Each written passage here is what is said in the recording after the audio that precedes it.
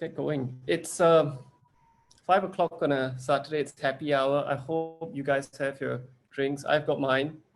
Steve has his. Even if you've got water or whatever, that's fine. But you guys can see my screen, right? The slides that I'm showing, perfect. Okay, so today we've got the Nine Dragons Takeover. We've got Steve and Eugene. Both are going to share their perspectives and a couple of things on Nine Dragons, both in Hong Kong and Malaysia. And a couple of maybe, you could call it tips and tricks or points of view on why 50-50 or the 50K runs could actually help you in the long run as compared to just doing 100K or ultra long distances all the time. So I think I'm not going to talk that much today. I'll leave the talking to the experts here. So we've got Steve. Steve is a race director for Nine Dragons, co-founder of Race Base Asia, a beer drinker. You can see that he really likes running. He enjoys it a lot, like in this picture.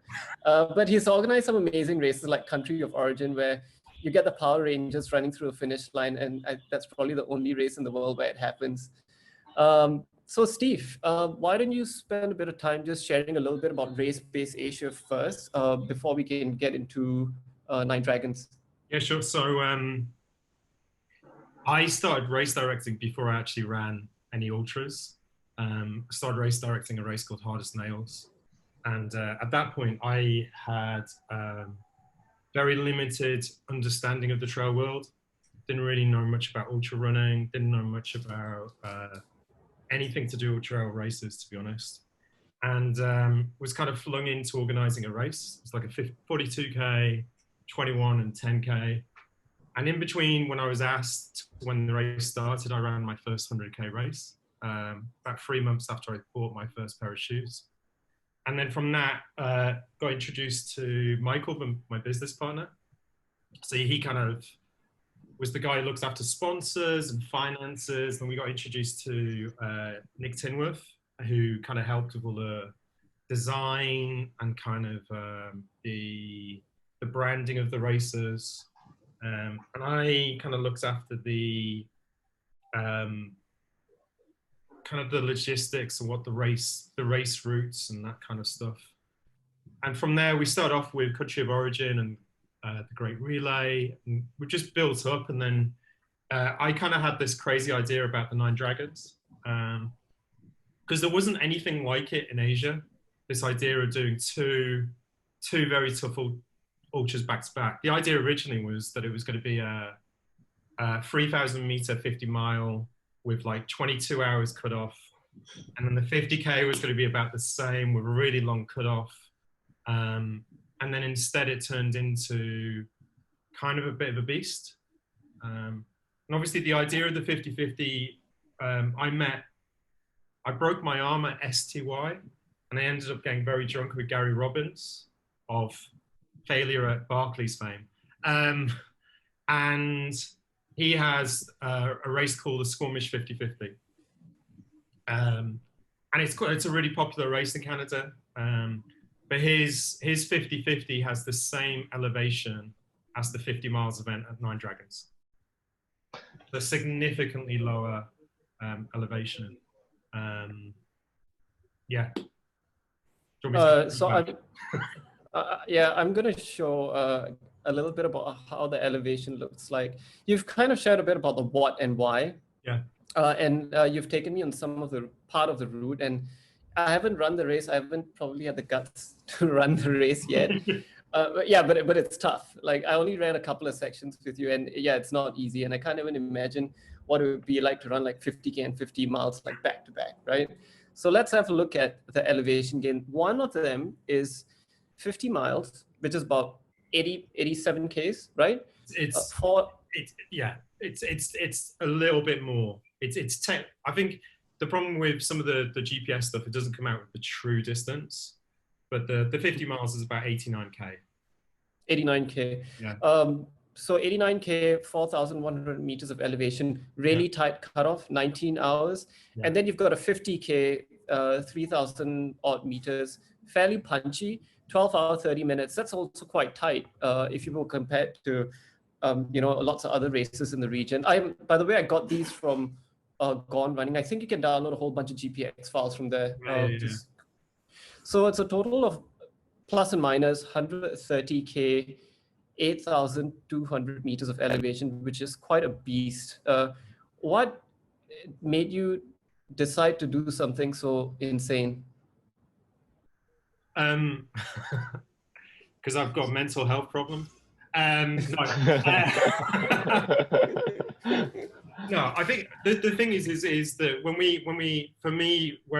when I was looking at the course, so Nick and I spent maybe about a year, and every Saturday we'd meet up with maps and just start looking at sections that we loved. And I'd go through it and go, oh, I've ran this section, I really like it, let's put that in.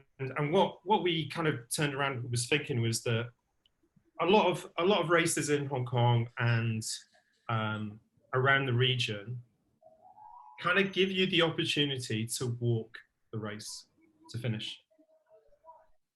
And for me, my day job is a teacher. And if I allowed the students that I teach to walk through the lessons, they would never get better. Whether it was writing or reading or whatever, they would never improve. And as adults, we've lost that ability to put ourselves not completely out of our comfort zone, but right at the edge between we're not sure if we can succeed or fail. And I've entered a lot of races, and I've failed a lot of races, and I've DNF'd at a lot of races. But every time I DNF, it's given me a lesson towards something, whether it's nutrition, whether it's mental ability, or just training consistently, or whatever. So with Nine Dragons, we kind of looked at it and went, okay, let's just turn it up a notch. Most races in Hong Kong, especially around the 100K level, give you 30 hours. Well, that's less than 5K an hour. So what we wanted to do with this was to give something that's still within the realms of possibility, but it's on the cusp of failure. Last year we had Julian Chaurier here, and on the Monday night we have drinks, and he turned around and said he was worried about the first cutoff on the 50 miles. And I was like, yeah, my job is done. We've got good runners saying they're concerned about how hard they have to push themselves. And also in terms of winning it, we've never had anyone break 6 hours on the 50K, which makes it a really slow 50K. And we've had, Guomin Deng came, and he's a 2 hour 20 something marathon runner, one of the best trail runners in China. He could not break 6 hours. And like Julian has kind of said, he thinks he could try and break 6 hours, but he doesn't think he could do it. And he's I would put him in the class of, he's a little bit older, but he's still world class. So that's kind of our approach with this race. It's always been, we want to put a little bit of fear into people about doing it, but also with fear comes reward. When people finish it, there's that intrinsic inside there's a deeper feeling of feeling happy about you finished it. You pushed yourself to the limit. That's a good point. Because, we've got the same coach, Andy from mile 27. Eugene, you're on mile 27 as well. And, this year, I was hoping to run Eiger 100. I don't even know if that's going to happen. But then as a build-up, I did ask my coach if running a fast 50K is beneficial towards a longer race. And in some cases, his point of view said, yes, doing a couple of fast 50s could actually help you. And leading on to that, Steve, you mentioned the other day, if you ran the 50-50 on Nine Dragons, you might have a better chance of actually finishing UTMB. Yeah. Can you share a bit about that? So there's two parts of me. So there's the part of me that wants to finish 100K races. And I think it's super important that you do have that kind of, what's the word? I've forgotten the word, but you have that kind of confidence going into races. But then part of me, they're going, and I talk to quite a lot of people, and they go, okay, I did Hong Kong 100, or I did this 100K race here or here or here. and then they go to UTMB, because they did the 100Ks at a slower pace, because because everything's very lenient in terms of getting it finished.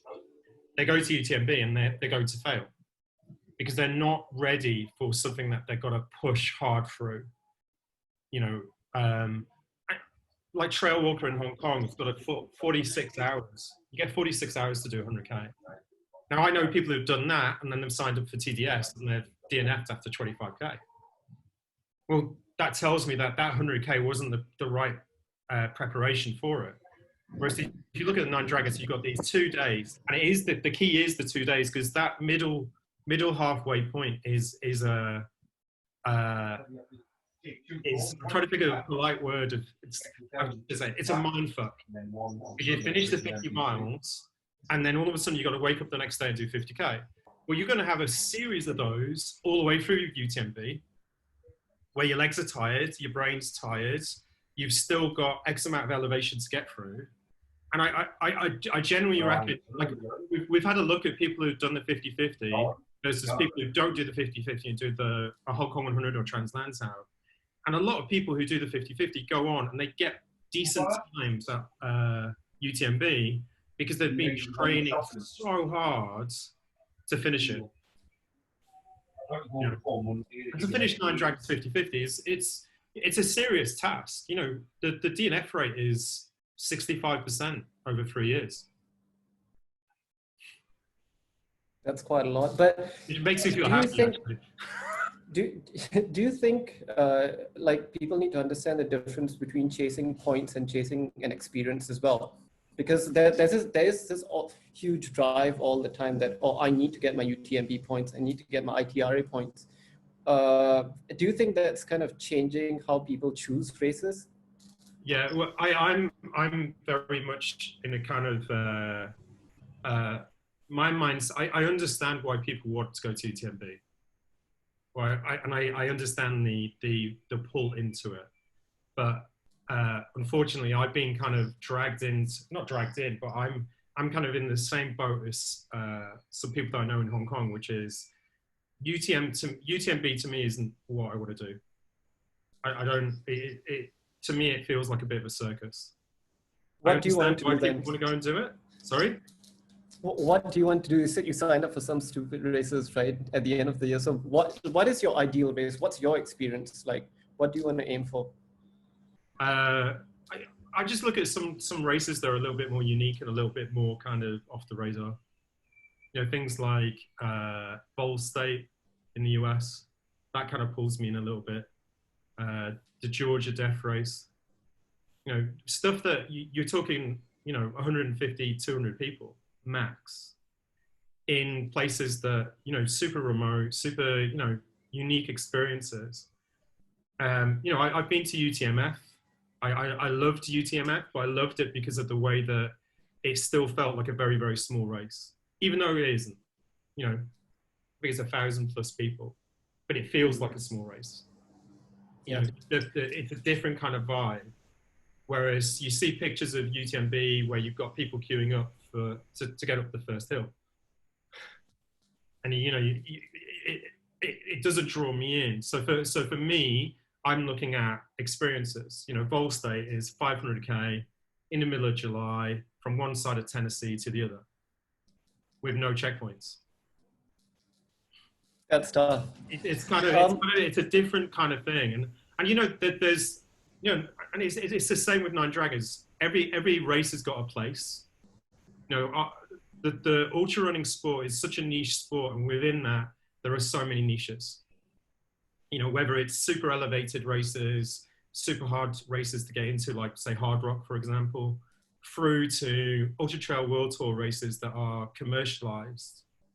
And one of the races that I'd love to do is Javelina, but Javelina 100 is, you know, we're talking 1,200 people. And it, you know, it doesn't quite appeal to me, but it's different strokes for different folks, right? Yeah, I mean, I think all of us want to find our own way when it comes to running and running different races. For example, living in Singapore, we've got MacRitchie, we've got one hill, you know. So for us, heading anywhere outside is always a luxury. And Hong Kong and Malaysia are like so convenient. Yeah. So there's always a draw, and it's nice. So maybe if, let's say, if you were to give advice to someone in Singapore, for example, and you've had a few people from Singapore coming for 50-50, Yeah. like what's the terrain like? How should people train for it? Train hard. I think the thing is like the 50 miles to me is a beautiful course, and it's got a little bit of everything. But the problem you've got is you've got the last 17-18K of it has got about 1,800 meters, which is passing length, which would be the same as in the North Face 100. So the problem is that with the 50 miles, there's a lot of long sections. So there's 2 sections that are over 20K without a checkpoint. And that was to kind of emulate some of the overseas races that people go to, like UTMB. There's 2 or 3. UTMF, there's a section which is 26K over the Tenchi Mountains.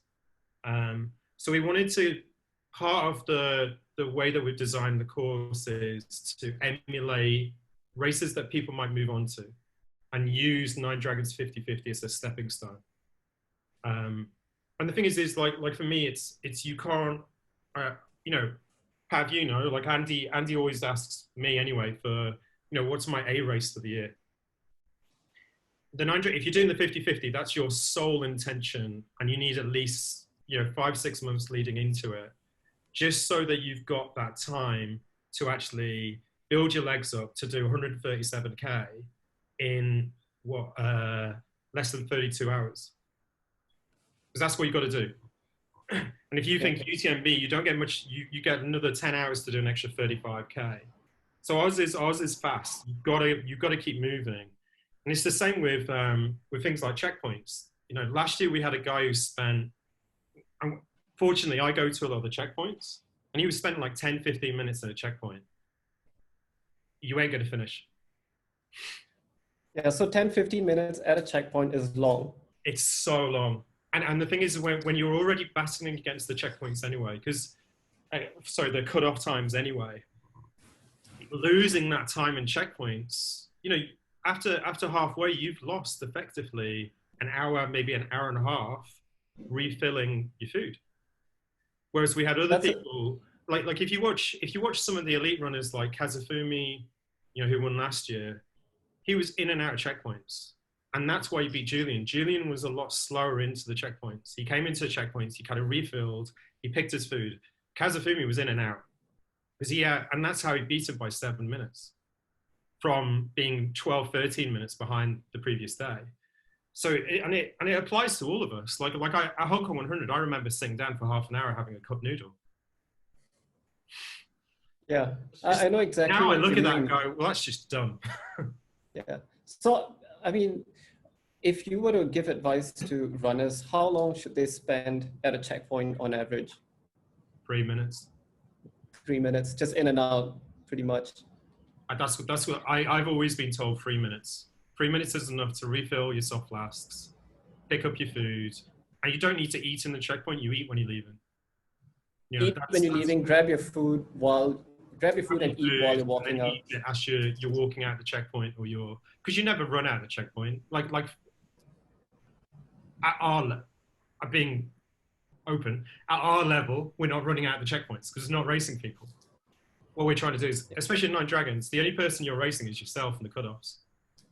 So the priority for people should be the way you minimize, and Eugene's ran some of the Nine Dragons, and there's a lot of flat sections, and we see people walking on the flat sections, and it's like, don't walk these because you can't run anything else. You look at the 50K, and if there's downhill, like I've said to people, the best way to finish the 50K is to run every downhill that you can, because there isn't any flat sections. Whereas with the 50 mile, there's a lot more flat sections, so you can actually get through it a little bit quicker. But the 50K is the one where our DNF rate is much, much higher across both. Cool. And now that you mentioned Eugene, we're going to move on to the North Face, Malaysia. How did that even start? How did it happen? There has to be a bit of a story behind it. So let me just run through things on Malaysia Mountain Trail Festival first. The idea came about to organize MMTF in the year 2015. Our objective as an organization basically is to encourage more to use trail running as a medium to attain a healthy lifestyle. Secondly, we hope we are able to play a part to develop trail running or ultra running here in Malaysia. Thirdly, to enhance the social economy of a particular town that we chose to hold a particular race. In this case, if you're talking about Night Dragon Malaysia, that will be Langkawi. To create opportunity or to grow with people of similar mind. In this respect, it applies to organization as well. At MMTF, we don't intend to be the biggest or the most popular race organizer or the race organization. We are being honest when we talk about wanting to play a role in develop the sports or to develop trail running here in Malaysia, which we are doing in one of these ways. For example, via road to trail projects, whereby we are collaborating with the Forestry Department of Malaysia on Larian Hutan Kita, our forest run. Secondly, with Solomon X Trail Malaysia series in partnership with 10 Sensors, Solomon Malaysia, Total Solutions, Total Sports, FT Style, and Great Event Management in Sarawak. Secondly, in order for us to be able to put all eyes on Malaysia, we believe we need to also organize international standard or recognized race here in Malaysia. And that's where Malaysia Mountain Trail Festival came about. As many people know, Malaysia Mountain Trail Festival has been a huge success from the word go. We got huge support from runners year in, year out since 2018.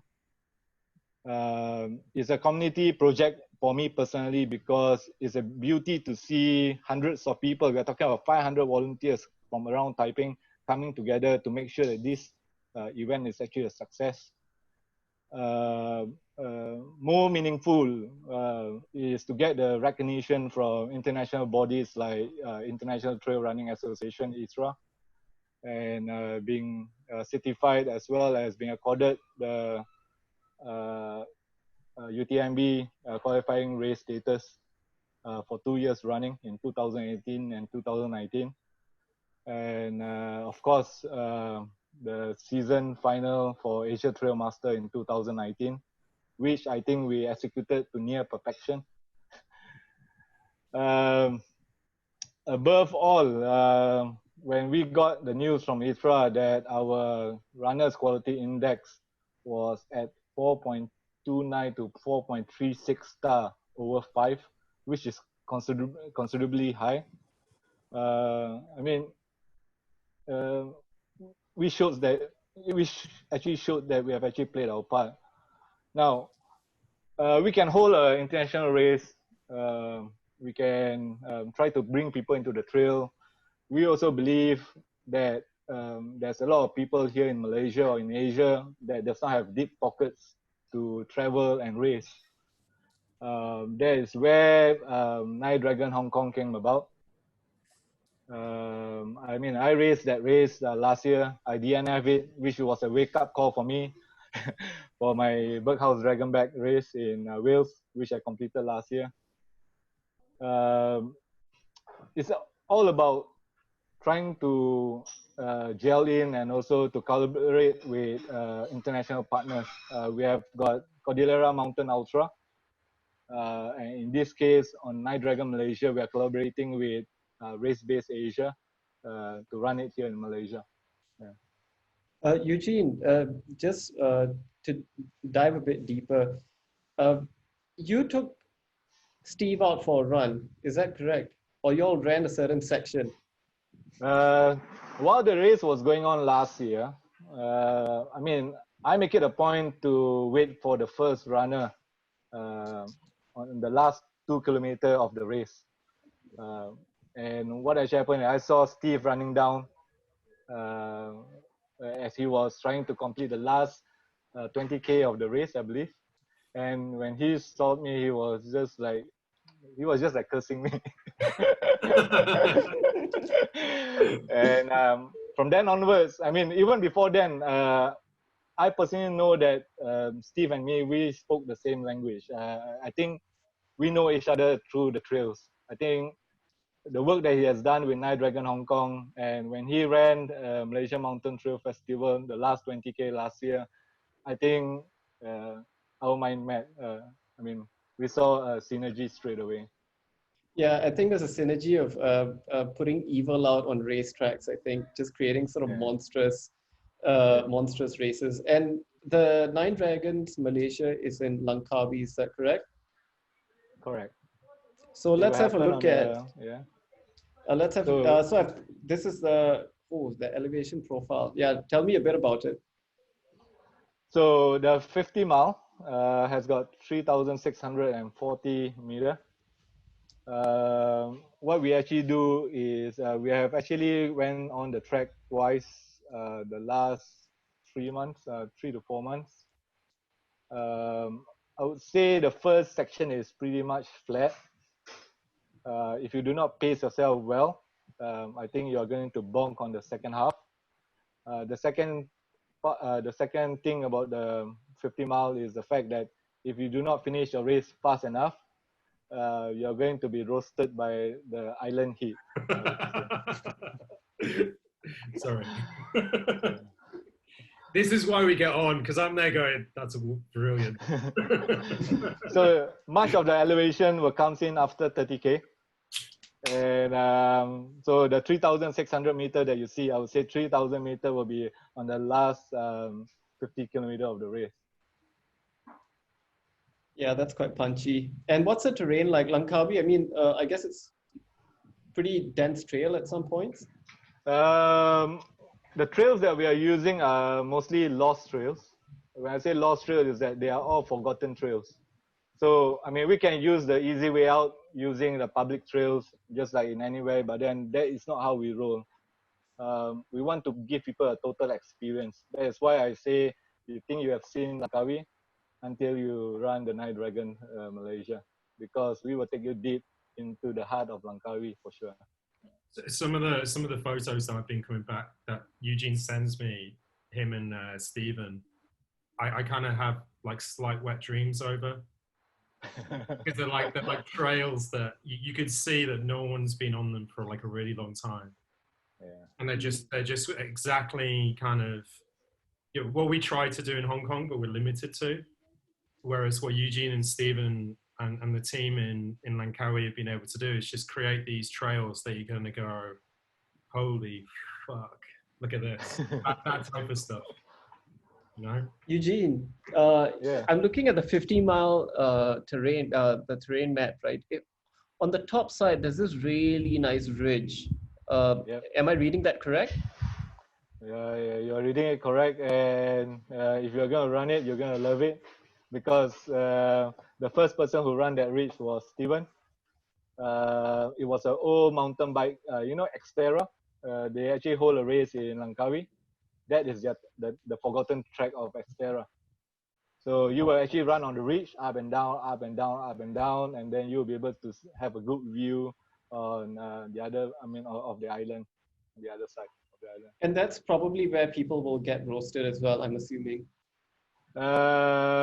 We expect most of the runners to be there early morning, so not that much. The one that they will be roasted in is actually on the right side, heading towards the finishing line. So after the T junction on that ridge, they will go down to ground zero before before hitting up to Gunung Raya, and then from then onwards, I believe many will be roasted then. Most people who have done, most people who have done ultra, Langkawi Ultra will attest to that. I mean, the heat is incredible.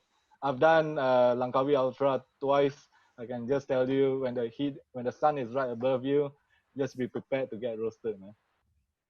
I think so. Elevation is elevation. If you do not hydrate well, you're going to be taken out by the race course itself. This is something that Eugene and I have talked about a lot, which is obviously what my goal was to have a very similar race to Nine Dragons Hong Kong, in terms of elevation, in terms of, everything. And you realistically can't do that, because if we added 3,000 meters to that, the DNF rate would be even higher than Hong Kong, just because you've got the heat involved and stuff like that. So we tried to it's still going to be a really, really tough race, but there's going to be a nice kind of balance. And for a change, it's not going to be me that people hate, it's going to be Eugene and Stephen.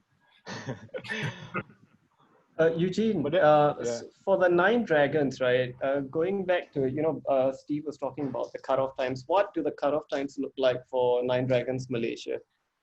The cutoff is 22 hours for the 50 mile. And for the 50K, it will be 12 hours. So initially, we wanted it to be longer. But then staying close to the principle of the Nine Dragon race in Hong Kong, we actually shortened it out by 2 hours each for both the 50 mile and 50K. I mean, towards the end, as what I did mention on the first talk trail session that we had, we want everyone to have a great experience to tell, or we want everyone to feel a sense of accomplishment in completing these races that we are holding here. It's not about the fact that you finish a race, you get a point, and then you jump to another race again. I don't like that, basically. We want people to leave Langkawi feeling much. Having a sense of accomplishment. That's one. Two, feeling much more stronger, as if that there's nothing that they can't do, Yeah, and that's the main principle. There's the basic principle behind MMTF as well. And I want to go back to something that you said, and it struck me quite a bit. So you've done like Berghaus, Dragon's Back, you've done Tour de Champs, like you've done like big, like massive long races. And you said that the Nine Dragons Hong Kong was a wake-up call for you because you DNF. What's your point of view then versus like doing fast 50K races versus sort of slower, maybe not even 100K, but like longer? Like how do they complement each other? Many people would be surprised if I were to tell them that I have not done anything longer than 50K in preparation for Berghaus Dragon Back as well as Tour de Joanne. When I look at Dragon Back, basically every day everyone is taken on 45K up all the way up to 70K, from 3,000 from 2,500 meter elevation to 3,800 meter elevation. So I don't see a need to do a 100K race, which would require me, which would need me to take a longer time to recover. In that respect, I actually took the decision to only do 50K races, but then do a fast one. Yeah. So I do see that benefit in that respect. Yeah. And Steve and Eugene, both of y'all, like, there seems to be a growing trend these days of a lot of people doing like 50K every weekend. Would you recommend that? I always say don't jump in too fast too soon. Build your base right, and then you can do even 100K a week. Look at Ying Heng Fat from Malaysia. he is doing back-to-back ultras because he has built his base. There's no shortcut about it. If you would have built your base, then I think you can go ahead and even do 50, 100. I mean, I've done B2B 4 weeks in a row. Done pretty well in those races as well. But then I would not recommend it.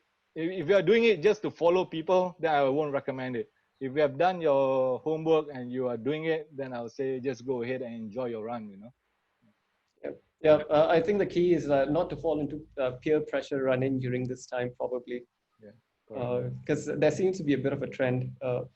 Going back to Nine Dragons Langkawi, right? If people were to train for, when is it happening again? What are the dates? 2nd to the 4th of October. Okay, fingers crossed it happens. Hopefully things get better. And the Malaysian Mountain Trail, it will. And the Malaysian Mountain Trail Festival, when's that? That will be in December, and this year we are actually hosting the North Face 100 Malaysia, which is the first time this is happening in Malaysia, which will allow Malaysia to be on the global trail running map proper, I would say. That will be on the first week of December as well. Yeah. Okay, so October and December. Yeah, hopefully things get better by then. Everyone can come together and have a really good time on the trails. And if someone were to train for the Nine Dragons Langkawi, or what are your like 3 best tips? How should they train? What should they do? For me, first, train hill intervals, spend time on your feet. That's 1. 2, do lots of HIIT training. 3, include hydration into your training as well. How hot does it get in Langkawi? I mean, you are on an island, and on the second part of the course is very much exposed. The view is spectacular, but then the price to pay is the heat. Is it similar to, like, you and I, we've run in Beaufort, we've run in Borneo. Is it similar to that type of heat? So Beaufort that's 38. Yeah, high, pretty much high, 39, 40. Yeah. But then in October, there will be the raining season in Langkawi. So as hot as can get, it'll be very humid as well.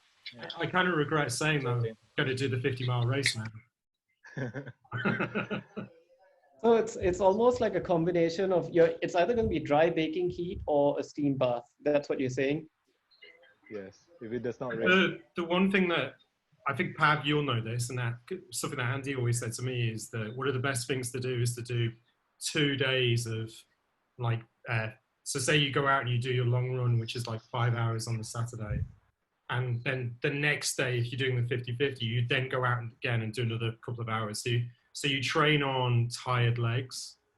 And he was saying that's one of the most beneficial ways of just getting your body used to the idea that if you're doing this 50-50, you're not going to wake up with fresh legs on the second day. Whether it's in Hong Kong or Langkawi, it's not going to happen. You need to get your legs ready to hike everything and run as much as you can.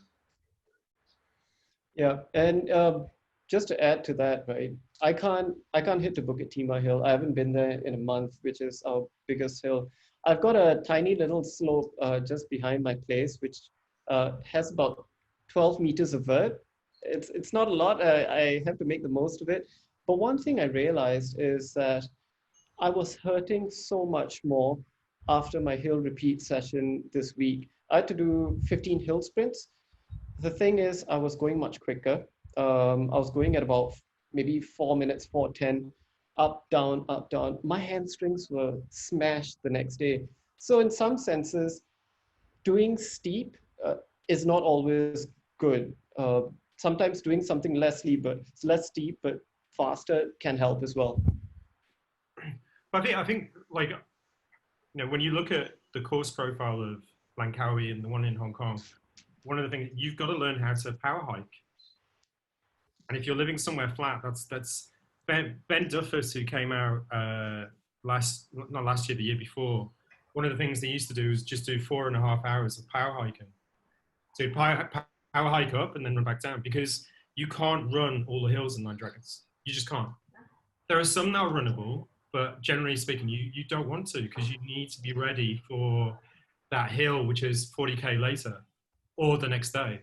So learning how to power hike is actually quite a good skill. Are there a lot of steps in Nine Dragons Hong Kong? You're talking about Hong Kong too. Yeah, it's a rhetorical question. You can tell you've not been to Hong Kong in a while. Almost. I can only. There's maybe one climb that doesn't have steps. It's like whoever designed the courses just basically gone, where are all the steps? Oh, they're here. Let's do that. The 50 miles is, I think the 50K is a little bit harder because there's a lot more steps and it's a lot more compact. Whereas the 50 miles, there's steps, but they're not as bad as the 50K. The 50K is like step heaven. Well, so this is the main reason why I asked is Singapore would be a perfect place to train, because if most of us live in flats or in apartments, right? And you step out of the door, you've got steps. I actually checked, and Singapore has got the highest DNF rate at Nine Dragons out of all the countries they've ever come. Well, that means you guys need to train. You guys need to train harder. Well, that means the only way is upward, right? We have to start at the bottom somewhere, which that's fine.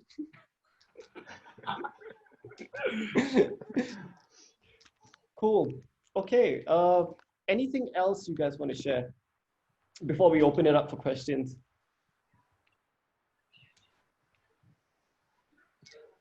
Eugene? Steve. Yeah. I think I got to take this opportunity to thank you for appointing us to be our international partner to hold this race in Malaysia. Oh, you don't have to say that. I realized you're as sick in the head as me. I mean, we can just copy the idea, but then that's not how we roll here. I think to give everyone a true Nine Dragon experience, it is just to partner up with the principal and to bring the race properly down here. And that's what we are doing. So yeah, like when I came over in December to MMTF, that last, I think it was 17K, was just, because for me, when you live in Hong Kong, you don't really travel out of Hong Kong to go to races a lot. Unfortunately, over the last couple of years, because we're involved in Asia Trail Masters, and you get to know Chris, and you get to start to talk to like people like Eugene and JP and Kudalera and a few other guys, you start to kind of go, oh, I'm going to go and do this race. And so when I was asked by John Ellis to come to MMTF for the weekend, because I think he basically just wanted me at the checkpoints to help him. And so I ran the last 17K, and it was the most hellish fun. I was cursing Eugene when I saw him, but about 5K before that, it was just like, what the hell is this? There's a river, and now I've got to use ropes, and I've got to use this. Because in Hong Kong, we don't have that style of kind of, we're going that way. You know, it's very direct. And I think Eugene and I had spent 9 months talking before we actually said, right, let's do it in Langkawi. Yeah. We spent a long time, because I think for me, it was kind of getting to know Eugene and the team, and Stephen, who had met a couple of times, just making sure that, you know, this is, in a sense, my baby. And if someone's going to borrow my baby for the weekend, we've got to be on the same page. Likewise. And you know, we've had lots of offers from lots of different places to do Nine Dragons in various different countries. But I know that seeing the photos and hearing what Eugene and Steve, this is going to be a wicked race. It's one of the few races I'm running this year. I mean, Stephen Ong is the ATM champion. Yeah. So everyone can expect to have, a hell of a time. Nice, cool. Thanks, guys. It's 5:45. Yeah, and people are saying hopefully it happens. Fingers crossed. I like to open up the floor. If anyone has any questions or comments, you could unmute yourself and ask it, or just type it in the chat. Let's just give a minute or so. Questions. We've got 2 race directors here, which is nice. Ask away.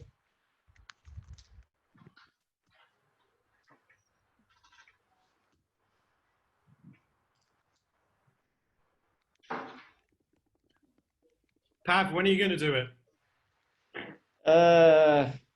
Next year maybe. I'm building up my courage to do it. It sounds tough.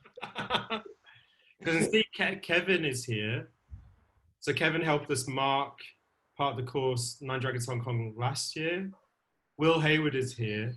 Oh, Ian. Hello, Ian. Yes, there is going to be another one. That's all I can say. It's going to be somewhere hotter than Langkawi as well. We've been talking to quite a few people in Asia, and there's going to be another one in Asia, and then we're in talks with someone in Europe to do something there. And it's more about kind of I'm very, as Eugene knows, I'm very particular with who we work with, whether it's as a partner or anything. It has to fit with what we want. So we've been talking to someone in Thailand for about a year, but they're a little bit overexcited about how much elevation they want to put into the course. The 50 mile that was came with 6,700 meters, which is too much. And when it's in the middle of July as well, it basically means that what I want is a series of races around the world that I could go to and finish. So you essentially design races for yourself to finish. Hence why I'm wearing a DNF shirt, Pav.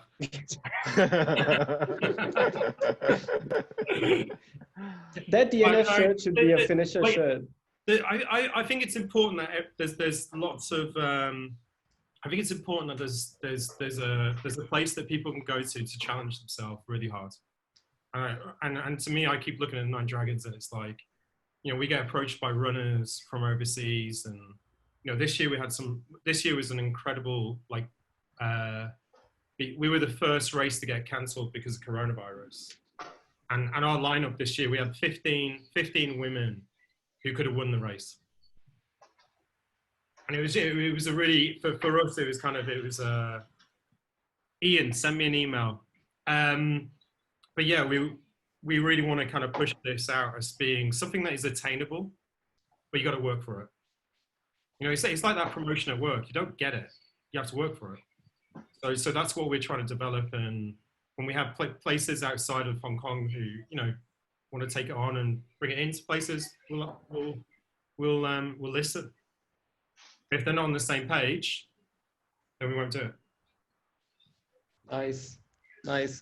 Cool. Thanks, guys. It's been really, really fun listening to you all. If there are no other questions, if there are any other questions, just ask them now. Otherwise, thanks all for joining in on a weekend, spending an hour with us. So we will have more of these webinars soon. Probably with Steve and Eugene at some point again. There are a couple of ideas in the pipeline. I've just noticed Will Hayward is in here. The famous Will Hayward. Yes. Who got beaten by a girl.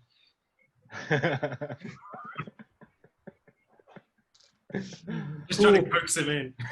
Yes. Okay. Yeah, thanks. It's 5:50. I think if there are no other questions, yeah, this is it. This is the end of the webinar. Yeah, Will's responded. Yep, he's heard you, Steve. Yeah, there's nothing else. Thanks. I'm gonna end this call. Thanks for joining. Thank you, guys. Thank you for spending your weekend. Nice to see you, Eugene. Thanks, everyone for coming along. Thanks, Steve. Bye.